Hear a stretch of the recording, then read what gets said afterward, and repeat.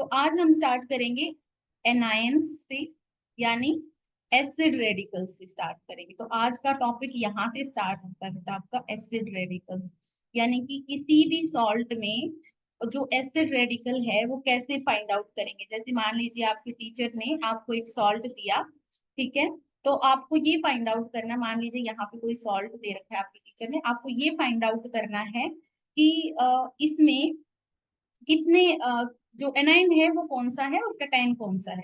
तो हम पहले एनाइन को फाइंड, दोनों के अलग अलग तरीके हैं, पहले हम एनाइंस को फाइंड आउट करने की कोशिश करेंगे बेटा। ठीक है, तो एनाइंस की जब हम करते हैं तो देखो दो तरह के टेस्ट होते हैं।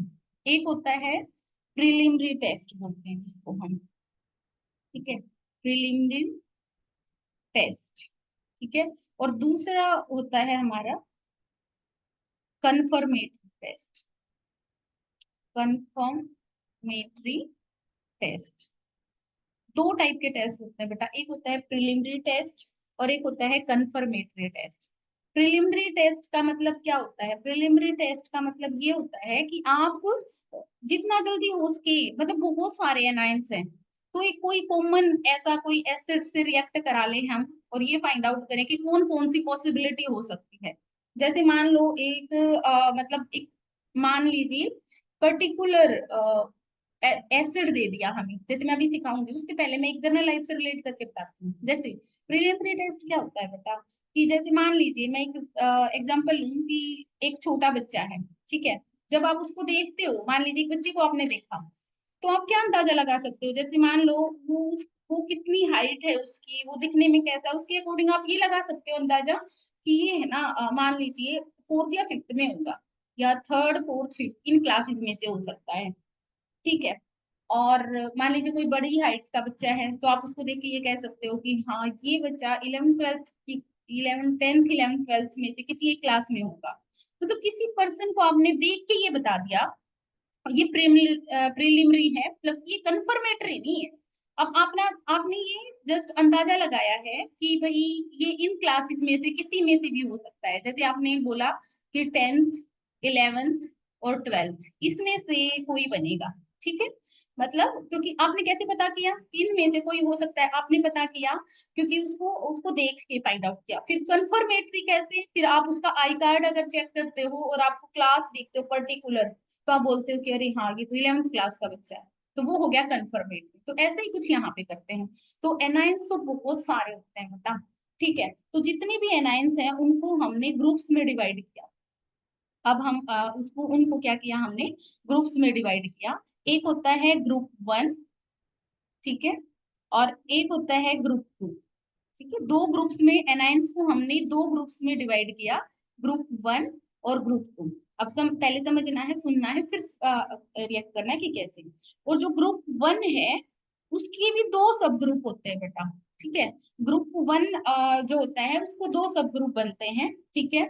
उसको ए और बी से भी बोल सकते हो, या सिंपल ये वाला 1 और 2 ऐसे भी डिवाइड कर सकते हो, 1 और ग्रुप सब ग्रुप। यानी ग्रुप 1 में भी फर्दर दो ग्रुप हो गए हैं और ग्रुप 2 में भी फर्दर दो ग्रुप होते हैं। अब क्या आता है ग्रुप 1 और ग्रुप 2 में आते क्या है, कैसे पता करेंगे ग्रुप 1 और ग्रुप 2?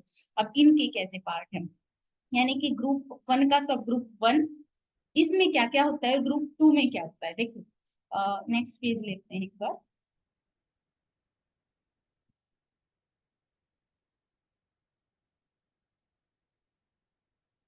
देखो बेटा, अभी मैंने कहा कि जितने भी एनायंस हैं उनको मैंने दो ग्रुप्स में डिवाइड किया, ठीक है। ग्रुप 1 और ग्रुप 2। ग्रुप 1 के फर्दर दो सब ग्रुप होते हैं बेटा, ठीक है। कौन कौन सी?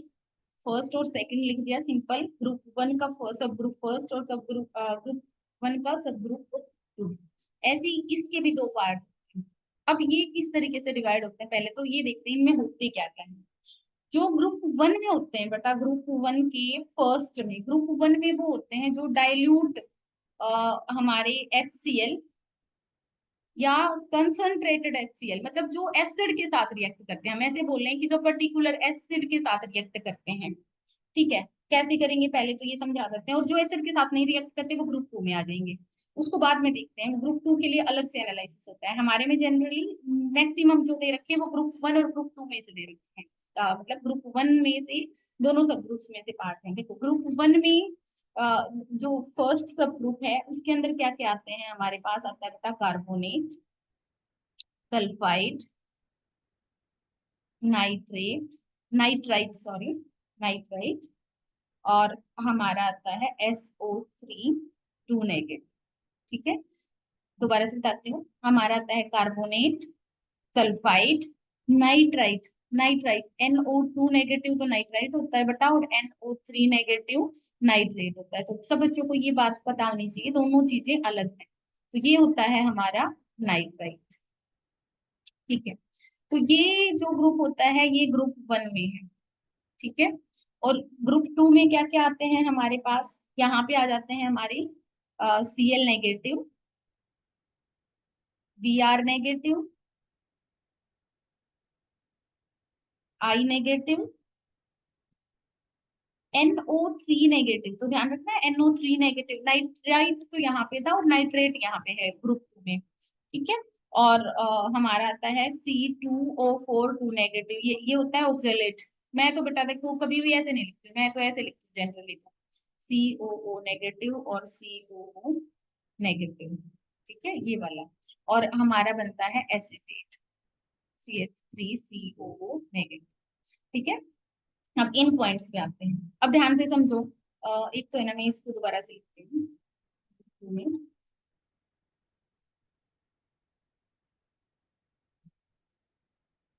अब कहने को तो बेटा ऐसे डिवाइड, अब और ग्रुप 2, ग्रुप, ठीक है, ग्रुप 2 मैम में जो फिर लिखवा रहे हो वो दिख नहीं रहा।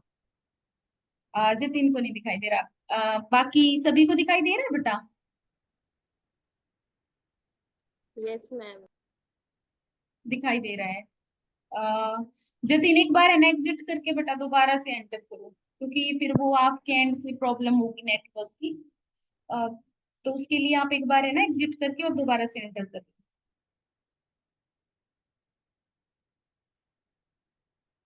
ओके, ग्रुप 2 में फिर फर्दर दो दो ग्रुप होते हैं बेटा, सब ग्रुप फर्स्ट और सेकेंड। ठीक है, सब ग्रुप फर्स्ट में मेनली होता है सल्फेट, फोस्फेट, PO4 3 नेगेटिव, ये वाले। ठीक है, और इसमें आ जाता है हमारा MnO4 नेगेटिव, K2Cr2O7 में जैसे Cr2O7 2 नेगेटिव, और हमारा इस तरीके से, और क्रोमेट तो Cr O4 2 नेगेटिव, ये वाला होता है। अब ध्यान से देखो बेटा, अब ये डरना नहीं है कि ये तो बहुत सारे हो गए। अब मैं आपको सिलेक्टेड बताती हूँ इनमें से यूज हमारे पास क्या क्या है। देखो हमारे है ना फर्स्ट वाले ग्रुप में सिर्फ ये वाला कार्बोनेट, सल्फाइड और नाइट्राइट, ये सिर्फ 3 है। ये वाला हमारे सिलेबस में नहीं दे रखा है। ठीक है, तो ये तीनों को हमें, इनके लिए क्या क्या टेस्ट होते हैं, इनको कैसे फाइंड आउट करते हैं, हम ये 3 करने हैं।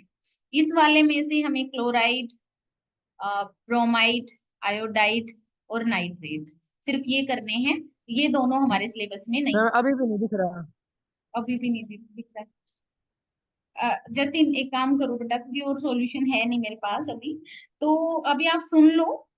ठीक है, और फिर बाद में रिकॉर्डेड जब मैं भेजूंगी तो उसमें से लिखते टाइम उसमें से देख लें।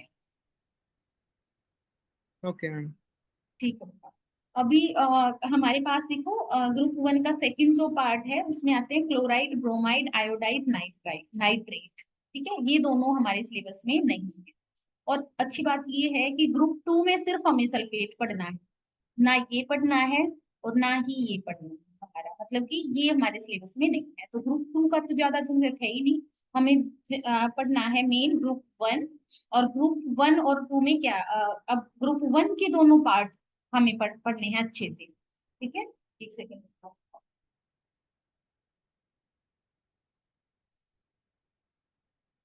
ओके, देखो अब कैसे डिवाइड करते हैं। देखो मान लीजिए बेटा आपको सॉल्ट दिया, ठीक है, आपके टीचर ने सॉल्ट दिया था कोई। ठीक है, अगर वो गिवन सॉल्ट, ऐसा नहीं होता कि सारे सॉल्ट में ही, उस सॉल्ट में से कुछ थोड़ा सा आपने एक पिंच लेनी है, मतलब कि थोड़ा सा लेना होता है, ऐसा यूं नहीं है कि 2 ग्राम 1 ग्राम ऐसे मेजर करके नहीं, जितना भी सॉल्ट दिया है आपके टीचर ने, केमिकल है बेटा, बहुत महंगे आते हैं, ठीक है, तो उनमें से हमने क्या करना है, जितना भी सॉल्ट आप उसके बहुत सारे टेस्ट करने हैं हमें, तो उसमें से थोड़ा सा हिस्सा आपने लिया, एक पिंच सॉल्ट की लिया आपने, ठीक है, और उसके अंदर आपने डाल के देखना है डाइल्यूट HCl, कोई भी, जैसे डाइल्यूट HCl या डाइल्यूट H2SO4, ठीक है, इनमें से दोनों में से कोई भी ऐसे डाल के देख लो, डाइल्यूट HCl डाइल्यूट H2SO4, अगर यहाँ पे कोई गैस निकलती हुई दिखाई दी, तो इसका मतलब ये प्रिलिमिनरी टेस्ट है बेटा, ये जो मैं करवा रही हूँ ना अभी, जो समझा रही हूँ, वो प्रिलिमिनरी टेस्ट है, क्योंकि पॉसिबिलिटीज हैं कि कार्बोनेट, सल्फाइड, नाइट्राइट, इनमें से कुछ हो सकता है, ठीक है, तो ये प्रिलिमिनरी टेस्ट है, तो हमें अगर कोई गैस निकलती हुई दिखाई दी, ठीक है, अगर इसके साथ रिएक्ट किया, और हम यहाँ पे इरेज करते हैं, या रहने देते, ठीक है, इसके साथ, यानी इसने डाइल्यूट, दोबारा से लिखूंगी बेटा मैं वहां पे, डाइल्यूट HCl के साथ अगर रिएक्ट कर जाए, तो इन तीनों में से कोई होगा पक्का, ठीक है, यानी कार्बोनेट, सल्फाइड और नाइट्राइट में से हो सकता है। अब दूसरा है कि मैम अगर नहीं करे तो, मान लो कोई भी गैस, आपने सॉल्ट लिया था और उसमें डाइल्यूट HCl डाला और कोई रिएक्शन नहीं हुई बेटा, ठीक है, तो आपको क्या करना है, अब ऐसा तो नहीं है ना, मैंने अभी बोला कि उस सॉल्ट में से आपको मतलब पिंच लेनी है, एक पिंच लेना है, यानी सारा सॉल्ट यूज नहीं करना है, आपको क्या करना है, एक टेस्ट ट्यूब दूसरी ली, उसके अंदर आपने एक पिंच और सॉल्ट की ली, और आपने क्या डालना है बेटा, कंसंट्रेटेड H2SO4 डालना है, कंसंट्रेटेड H2SO4, या फिर कंसंट्रेटेड कंसंट्रेटेड ठीक है HCl, इन दोनों में से फिर अब कंसंट्रेटेड डाल के देखना है, सपोज करिए डाइल्यूट के साथ तो कुछ नहीं आया था, लेकिन कंसंट्रेटेड डालते ही आ गया, तो इसका मतलब या तो क्लोराइड या ब्रोमाइड, कोई भी गैस, क्या आ गया, मतलब कोई गैस इवॉल्व होती हुई आपको मतलब कुछ तो कलरफुल गैस होते हैं, कुछ की स्मेल होती है बेटा, कुछ अलग से बबल्स की फॉर्मेशन करती हैं, तो वो समझ आ जाता है कि गैस जब हमने डाला है कंसंट्रेटेड H2SO4 या HCl, तो यहाँ से कुछ इवोल्व हुआ है, तो वो हमें अलग से समझ आ जाता है, तो अगर उसमें कंसंट्रेटेड H2SO4 के साथ रिएक्ट कर लिया ना, तो इसका मतलब ये होगा कि क्लोरीन, ब्रोमीन, आयोडीन और नाइट्रेट, इन तीनों में से, हालांकि इन दोनों में से भी हो सकता है ना, ऑक्सलेट भी हो सकता है, लेकिन एसिटेट भी हो सकता है, ये सारों में से कोई भी हो सकता है होने को तो, लेकिन हमारे पेपर में बेटा इतना ही है, तो हम इसको मान के चलेंगे, वो तो जस्ट इंफॉर्मेशन के तौर पे कि बेटा ऐसे बहुत सारे होते हैं, ठीक है, तो हम ये मान के चलेंगे कि मान लो 4 ऑप्शन दे देगा, अब पेपर में क्वेश्चन कैसे बनेगा कि हमने सॉल्ट लिया, उसको कंसंट्रेटेड H2SO4 के साथ रिएक्ट कराया, और गैस इवॉल्व हुई, तो इनमें से कौन सा हो सकता है, तो मान लीजिए 3-4 ऑप्शन इधर से दे दिए, कोई और नाम लिख दिए, और एक क्लोराइड दे रखा है, तो अब आपका आंसर होगा Cl नेगेटिव में बी प्रेजेंट, ये है ना, ये कन्फर्मेटरी नहीं है, इसीलिए हम लिखते हैं मे बी प्रेजेंट, क्योंकि गैस जब कंसंट्रेटेड H2SO4 डालोगे तो Cl negative, Br negative, I negative, NO3 negative, कुछ भी हो सकता है, जैसे मैंने बोला ना कि मान लीजिए एक बच्चे को देख के आपने ये कहा कि 10th 11th और 12th इनमें से किसी भी क्लास में हो सकता है, भाई तो हम इस बच्चे को देख के इसकी मतलब बोल सकते हैं कि हम ग्रोथ को देख के हम फाइंड आउट कर सकते हैं कि इस पर्सन की एज इतनी सी है, या फिर ये बच्चा इस क्लास में हो सकता है, फिर उसके बाद कंफर्मेटरी होता है बेटा, ठीक है, तो ये है हमारा मतलब कैसे करते हैं, तो हमारा सल्फेट पे हम बाद में बात करेंगे, क्योंकि बिल्कुल अलग सा ग्रुप है, तो हम पहले अब इस वाले पे बात करते हैं कि डाइल्यूट HCl और कंसंट्रेटेड H2SO4 के साथ क्या क्या हो सकता है, तो मेरे हिसाब से यहाँ तक देखो, एक चीज है बेटा, बड़ा कंफ्यूजिंग होता है, अगर चीजों को डेली करोगे और अगर साथ साथ में करोगे तो ही समझ आएगा बेटा, नहीं तो बड़ा मुश्किल लगेगा, और जब आप कॉम्पिटिटिव के लिए प्रिपेयर कर रहे हो, तो आपको नॉर्मल बोर्ड की क्लासेस से हट के कुछ ना कुछ करना होता है, तभी नंबर आते हैं, नहीं तो कोई बोर्ड में बैठने वाला बच्चा भी वो सारा तो कर ही देगा, आपको एक्स्ट्रा पढ़ के जाना पड़ता है, मतलब कि सारे टॉपिक्स को कवर करना है, कोई बच्चा ये सोचे कि मैडम मैं इसको छोड़ दूं, मतलब मान लीजिए सोल्ट एनालिसिस को छोड़ देते हैं, तो बेटा फिर वो तो बोर्ड वाला जो बच्चा पढ़ के जा रहा है उसके भी उतने ही नंबर आएंगे, और आपको पता है मेरिट तो सिंपल है कि जिसकी ज्यादा मेरिट बेस्ड पे होता है, सिर्फ क्वालिफाइंग थोड़ी है। तो इसलिए तो अगर नहीं किसी भी बच्चे को कुछ भी कंफ्यूजन हो तो पूछ लेना, ठीक है। अभी नेक्स्ट पे चलते हैं, तो एक बार फिर से बताऊंगी मैं, ऐसी बात नहीं है। नेक्स्ट वाले पेज पे एक बार चलते हैं।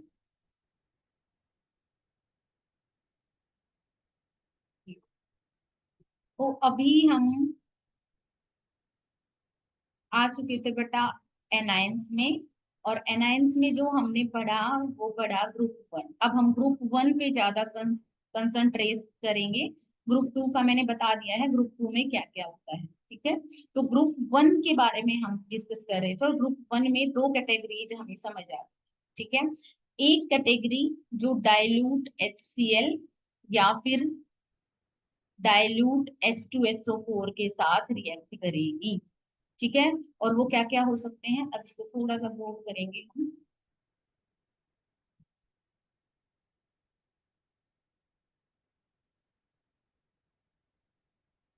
ऐसे बता। वो क्या क्या हो सकते हैं ध्यान से देखना बेटा। हमने हमारे सिलेबस में है कार्बोनेट CO3 नेगेटिव, या फिर सॉल्ट के अंदर अगर हमारा सल्फाइड हुआ S2 नेगेटिव, और तीसरा हो सकता है बेटा हमारा नाइट्राइट NO2 नेगेटिव। और यहाँ पे क्या क्या हो सकते हैं, Cl नेगेटिव, दूसरा हो सकता है Br नेगेटिव, तीसरा हो सकता है हमारे पास I नेगेटिव, और चौथा हो सकता है हमारे पास NO3 नेगेटिव। ये वाले हो सकते हैं हमारे पास, ठीक है। तो अब हम चलते हैं मेन पे, कार्बोनेट पे। अब होता क्या है बता, एक्चुअली ये किसके साथ रिएक्ट करते थे, ये करते हैं कंसंट्रेटेड HCl या फिर कंसंट्रेटेड H2SO4 के साथ। ये कंसंट्रेटेड HCl या कंसंट्रेटेड H2SO4 के साथ रिएक्ट करते हैं। चलो ये वाले, ठीक है। एक होता क्या है बेटा, पहले तो ये बात करते हैं कि ऐसा क्या हो जाता है, जैसे मान लीजिए आपने अ, अभी जूम किया है ना इसमें? अच्छा ये वाली स्क्रीन ठीक है आपके लिए?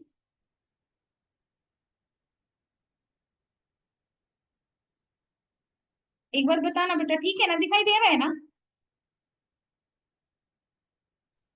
Yes ma'am. ठीक है, और कम मत, और कम नहीं करना है, तो ये ठीक है अभी, ठीक है ओके।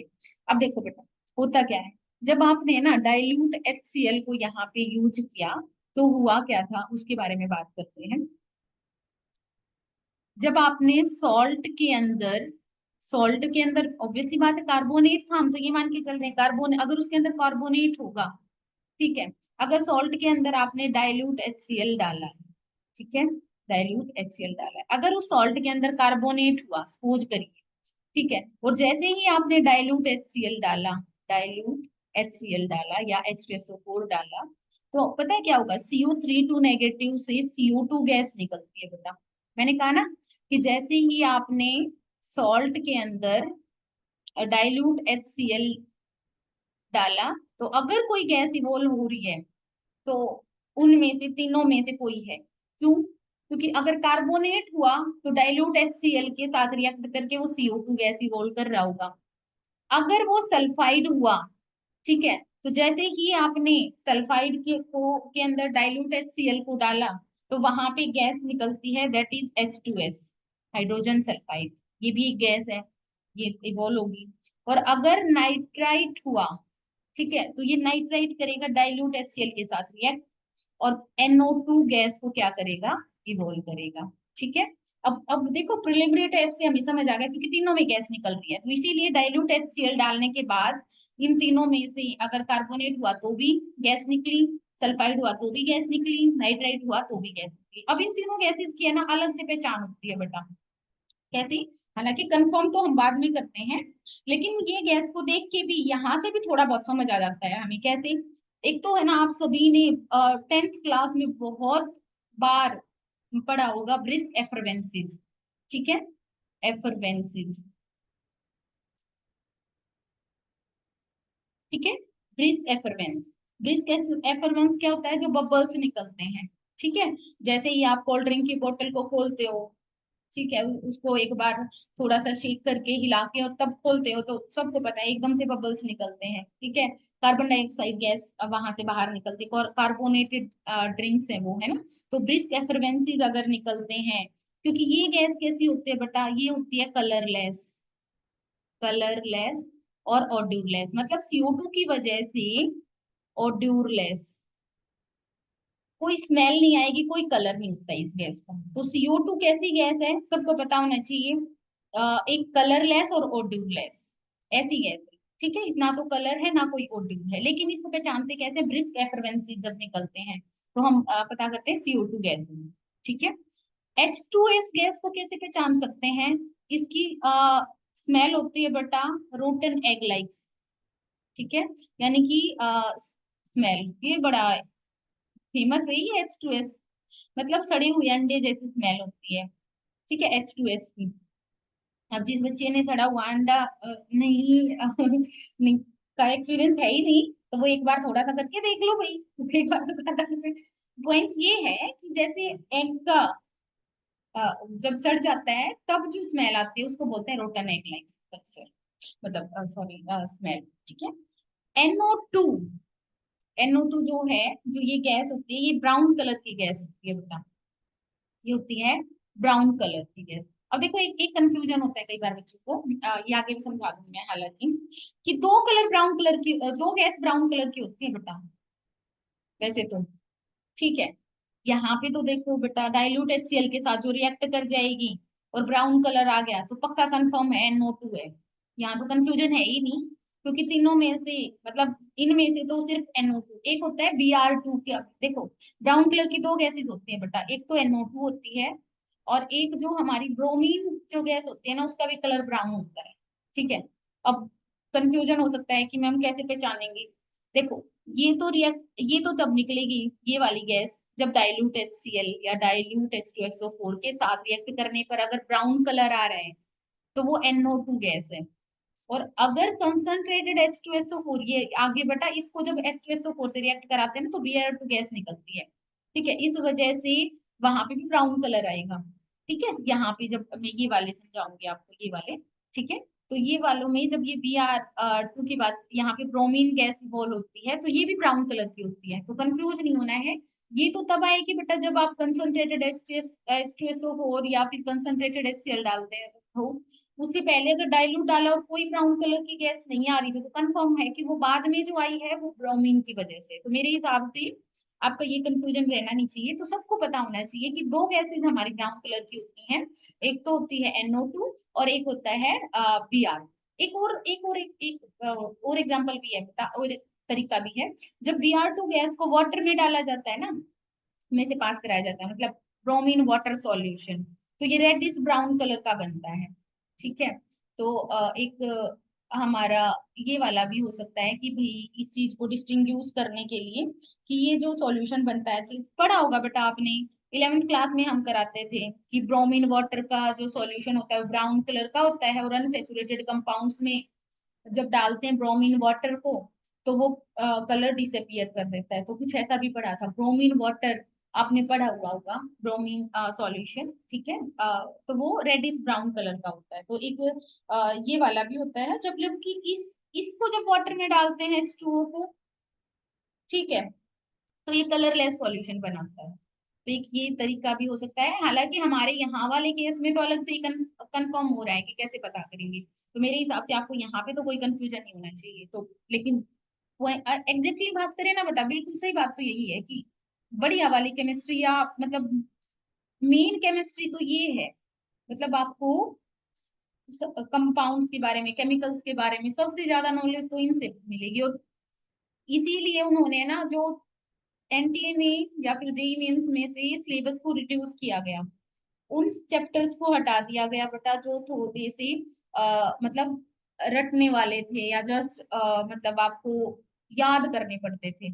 ठीक है, और उसकी जगह पे प्रैक्टिकल बेस्ड चैप्टर्स डाले गए हैं, यानी कि ये वाले डाले गए हैं जिसमें जो प्रैक्टिकली कहीं काम आएंगे। ठीक है, तो एक वो होता है ना कि थोड़ा सा लेवल बढ़ाने की कोशिश की गई है, तो ये अच्छा है। ठीक है, तो हर बार थोड़ा सा बढ़िया वाले क्वेश्चन बनेंगे यहाँ से। तो ये हो गया हमारा अब आ जाते हैं नेक्स्ट वाले पे, यानी जब मेरे हिसाब से क्लियर हो गया होगा कि डाइल्यूट HCl के साथ क्या होता है। अब यहाँ पे आ जाते हैं बेटा दूसरे वाले सेक्शन में, ठीक है। यानी हमारे पास हम यहाँ लेते हैं ग्रीन। अगर मान लीजिए डाइल्यूट HCl के साथ रिएक्ट नहीं किया तो हम लेके चलेंगे बेटा, तो हम उस सॉल्ट में से, जैसे मैंने कहा था कि सॉल्ट को सारे को यूज नहीं करना होता, कहीं जाके ये कहो कि मैम ने कहा था डाइल्यूट HCl डाल दो, तो सारे सॉल्ट में नहीं डालना है। अगर डाइल्यूट उसमें से थोड़ा सा एक पिंच लेके और तब रिएक्शन करनी थी, अब दूसरी पिंच लेनी है आपको और उसमें कंसंट्रेटेड H2SO4 डालना है या कंसंट्रेटेड HCl डालना है, ठीक है। तो यहाँ पे हमारे जो क्लोराइड है, ब्रोमाइड है, अगर ये हुए तो ये रिएक्ट करेंगे और गैस का इवोल्यूशन होगा बेटा, ठीक है। अब Cl जो होता है, अगर यहाँ पे Cl हुआ तो ये पता है HCl में कन्वर्ट होगा, ध्यान से सुनना है, बड़ा इंपॉर्टेंट है। अगर Cl हुआ तो कंसंट्रेटेड H2SO4 के साथ रिएक्ट करके वो HCl में कन्वर्ट हो जाएगा। अगर ब्रोमीन हुआ तो क्या हो जाएगा,